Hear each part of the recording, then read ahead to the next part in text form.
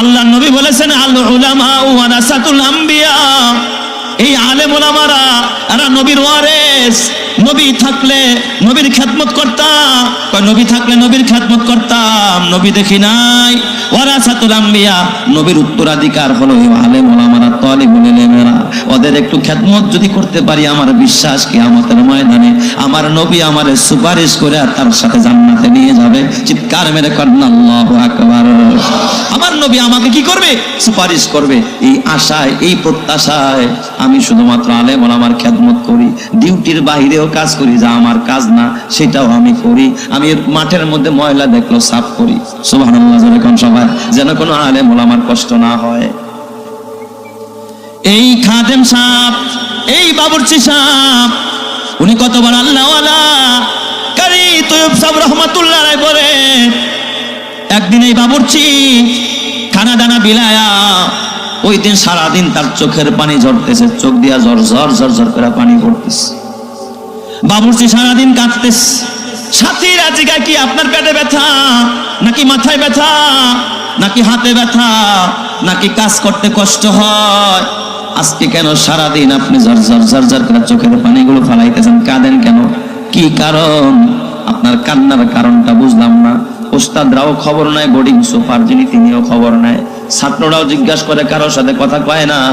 হঠাৎ করে আসরের নামাজের পর মাদ্রাসার তালিবুল ইলমরা যখন মাঠে হাঁটতেছে, আসর থেকে মাগরিব এই টাইমটা ছাত্রদের ঐচ্ছিক ছুটি থাকে।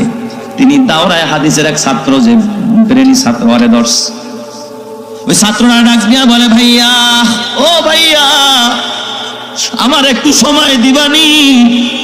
বলে, হ্যাঁ, সবাই তারে ভালো জানে, বাবুর্চিরে ভালো জানে, অবশ্যই দিব। বলেন আপনার কি চাহিদা?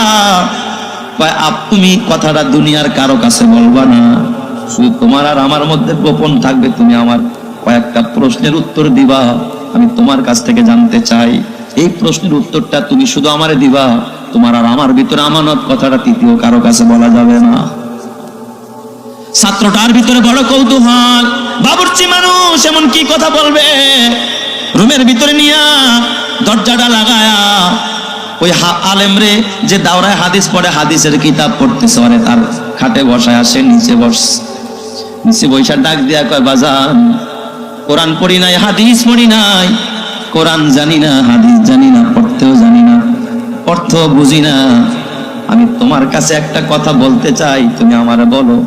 তোমাদের নাকি হাদিসের কিতাবের মধ্যে একটা কিতাব আছে, শামায়েলে তিরমিজি। এই শামায়েলে তিরমিজির ভিতরে নাকি আমার রাসূলের অবকাঠামোটা কেমন, দেহটা কেমন, তার সুরাতটা কেমন, নবীর দাঁতগুলো কেমন, নবীর চুলগুলো কেমন, চোখগুলো কেমন, চেহারাটা কেমন। তুমি কি শামায়েলে তিরমিজি পড়ছো? কয়, জি, আমাদের শামায়েলে তিরমিজি তো হয়ে গেছে, খতম হয়ে গেছে, পড়ানো শেষ হয়ে গেছে। কয়, তাইলে শুধু তুমি আমার এক নবীর চেহারাটার বিবরণ দাও। ওই ছাত্র, শামায়েলে তিরমিজি পড়নেওয়ালা ছাত্র, ডাক দিয়া বলে, ভাইজান, আমার নবীর মাথার চুলগুলো ছিল এমন, কোকড়ানো কোকড়ানো, সব বলতেছে। নবীর বুড়োগুলো ছিল এমন, নবীর ঠোঁটটা ছিল এমন, চেহারাটা ছিল এমন। লোকটা একটা চিৎকার মাইরা ওই জায়গার ভিতরে বেহুশ হইয়া সেজদার মধ্যে পড়ে গিয়া কান্না আরম্ভ করেছে। ছাত্ররা ডাক দিয়া কয়, ও ভাইজান, আপনি কাঁদেন কেন? আপনার কেন এই হালাত? কয়, বাজান, তুমি কারো কাছে বলবা না। আমি গত রাত্রে যখন তাহাজ্জুদ পড়ে আমি দুরূদ পড়তে পড়তে ঘুমাইছিলাম, আমি ঘুমের মধ্যে স্বপ্ন দেখি আমি দোজাহানের নবীর সাথে আমার দেখা হয়ে গেছে।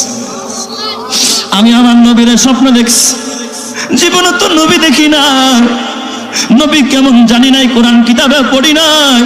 তোমার কাছে শুই না একটু শিওর হইলাম নবীর চেহারাটা কেমন। তুমি যেমন বলেছো, আমি 100% ঠিক এই চেহারার মানুষটাকে আমি স্বপ্নে দেখেছি। চিৎকার মেরে করেন আল্লাহু আকবার, আর জোরে বলেন আল্লাহু আকবার।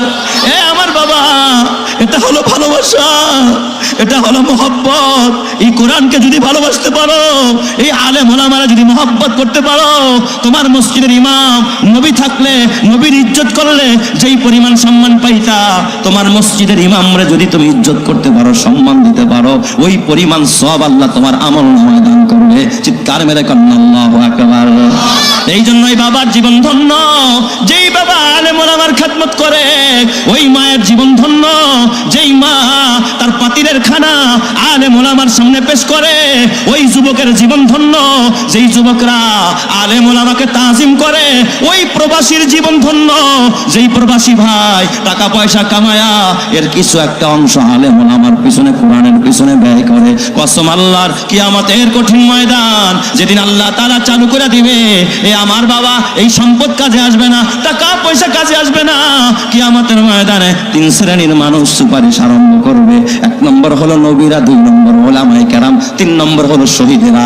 তুমি যদি আলেমদের সাথে সম্পর্ক করতে পারো, কিয়ামতের ময়দানে যখন ফেরেশতারা হাত পা বাঁধা জাহান্নামের দিকে নিয়ে যাবে, তখন তুমি যখন দেখবা তোমার মসজিদের ইমাম সাহেবকে আল্লাহ তাআলা স্বর্ণের মঞ্চ কায়েম করে ওই জায়গার মধ্যে বসায়া রাখছে, ইমাম সাহেবরে দেখা চিৎকার মেরে ডাক দিয়া বলবা, ও ইমাম সাহেব একটু দাঁড়ান। ইমাম সাহেব পিছনে ফিরে দেখবারে তো আমার এলাকার ওই যুবক ভাইটা দৌড়ে কাছে আসবে, কিরে আপনার এই অবস্থা কেন? কয় হুজুর জাহান্নামী হয়ে গেছি, গুনার পাল্লা ভারী হয়ে গেছে, আমারে তো টাইনা টাইনা জাহান্নামে নিয়ে যায়। হুজুর আপনার মনে আসেনি জীবনে ভালো কাজ করি নাই, তবে একদিন ওই যে আপনার রুমে বইকে আপনার এক গ্লাস পানি খাওয়াইছিলাম, হুজুর আপনার একটা টুপি দিয়েছিলাম, একদিন আপনারা মহব্বত করে চোখের পানি ফালাইছিলাম, হুজুর আপনি একটু সুপারিশ করেন। ওই আলেমের সব কথা মনে পড়ে যাবে, আল্লাহকে ডাক দিয়ে বলবে, আল্লাহ এই লোকটার জাহান্নামে দিলে আমি জান্নাতে যাব না, আল্লাহ সে আমারে পানি পান করাইছে, সে আমারে ভালোবাসতো, আলেমের ইজ্জতের কসম, আল্লাহ তোমার রহমানের কসম, রহমান নামের কসম, রহিম নামের কসম, তুমি যদি আরে ক্ষমা না করো জান্নাতে যাব না। আল্লাহ বলবে ইনতালিকু মাগফুরান লাকুম বান্দা যা, এই আলেমের সুপারিশ কবুল কইরা তরে ক্ষমা কইরা জান্নাত দিয়া দিলাম। চিৎকার মেরে কন্না আল্লাহু আকবার। আলেমেরই মাতা পিতা বড় ভাগ্যবান, রোজ হাসরে মাথায় হবে তাজ পরিধান, হাসরেরই কঠিন মাঠে হবে হাহাকার, সেই মুহূর্তে দেখবে সবাই কিনা চমৎকার, প্রশ্ন হবে মুকুট মাথায় কে বা কাহারা, জবাব হবে আলেমেরই মা বাবা তাহারা, সেই মুকুটের জ্যোতি হবে সূর্য থেকে অধিক, যদিও তাহা এই দুনিয়ার ঘরে করে ঠিক, ওই সমস্ত মাতা পিতা বড় ভাগ্যবান, এই জগতে নেই কেহ হয় তাদেরই সমান, এই জগতে সবার ঊর্ধ্বে এলেমের ঈমান, ওই এলেমকে যাকে খুশি আল্লাহ করেন দান, এই এলেমের গুণে আদম সম্মানিত হয়, ফেরেশতারা সিজদা করে কোরআনে তা কয়, এই জগতে যাদের সিনায় দ্বীনি এলেম নাই, তাদের মতো হতভাগা আর তো কেহ নাই। আল্লাহ ওই আলেমের মহব্বত, ইমামের মহব্বত, কোরআনওয়ালাদের মহব্বত আমাদের সকলের সিনায় দান করো, জোরে কানা আমিন। তবে যুবক ভাই তোরা তো জানোস না সফর বড় কষ্টের, এই জন্যই তো মুসাফিরদের জন্য 4 রাকাত নামাজ কয় রাকাত পড়তে হয়? 2 রাকাত। তার মানে সফরটা বড় কষ্টকর। আল্লাহর রাসূল বলেছেন সফর হলো বড় কষ্টকর। আল্লাহ তাআলা এই জন্য নামাজকে অর্ধেক করে দিয়েছে। আর এই সফর কইরা আমার যে প্রবাসী ভাইরা দেশ ছাইরা, মা ছাইরা, বাবা ছাইরা, বিবি ছাইরা, সন্তান ছাইরা যারা বিদেশের বাড়িতে থাকে, বলেন তো তাদের দিলের মধ্যে কষ্ট কম না বেশি? মা দেখে না, বাবা দেখে না, ভাই দেখে না, এলাকার একটা দেশি মানুষ দেখে না, কত কষ্ট করে রে বাবা। আমার ওই প্রবাসী ভাইয়েরা উত্তরবঙ্গে আমার এক মাহফিল, এক বুড়া বাবা বয়ান শেষে আমি খানা খায়া উঠছি, বিদায় নিব, আমারে জড়ায় ধরছে, আমরা কানতেছে মনে হয় যেন একটা বাচ্চার মতো, চিৎকার মারা মারা এই যে বুড়া বাবাটা কানতেছে। আমি কই বাজান আপনি কাঁদেন কেন? ও বাবা কই বাজান আমি যে কেন কাঁদি আমি কাউরে বুঝাইতে পারি না। বললাম বাজান আপনি বলেন আপনার কান্নার কারণ কি? কয় উস্তাদ কলিজা সিরা ধন, একটা মাত্র সন্তান, টাকার জন্য পাঠাইছিলাম তার বিদেশের বাড়িতে।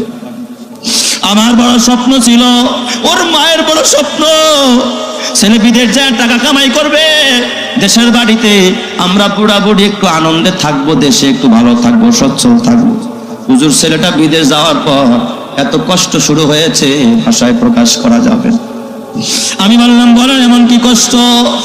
কয় হুজুর আমার সন্তানটা আহারে ওই দেশে যাওয়ার পর কয় নিজের ডিউটি তো পালন করতো, রাতের বেলায় সে ওভার টাইম করতো, কারণ ছেলে জানে আমার বাবা বড় কষ্ট কইরা ঋণ কইরা কইরা আমার বাবা আমার বিদেশ পাঠাইছে।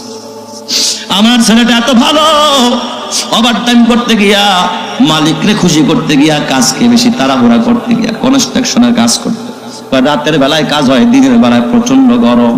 ওই কাজের ফাঁকে ওখানে কাজ করতে গিয়া উপর থেকে আমার ছেলেটা নিচে পড়ে গেছে, একটা হাত ভেঙে গেছে, একটা পা ভেঙে গেছে। হুজুর ওই দেশে বহু টাকা খরচ করেছে, দেশে যা সম্পদ ছিল ওইগুলো বিক্রি করে করে এখন সন্তানের জন্য আমার পাঠাই করছে চিকিৎসার জন্য। আমি বাবা চাইছি না সন্তান দিয়ে আরামে থাকবো, কিন্তু মনে হয় আমার মালিক আমার প্রতি রাজি থাকে নাই। হুজুর আমার মনে হয় কোনো ভুল হয়ে গেছে, কোনো গুনাহ হয়ে গেছে। আমি মনে হয় বাবা কোথাও পাপ করছি, যার কারণে আমার ছেলের কেন বড় ক্ষতি হয়ে গেল।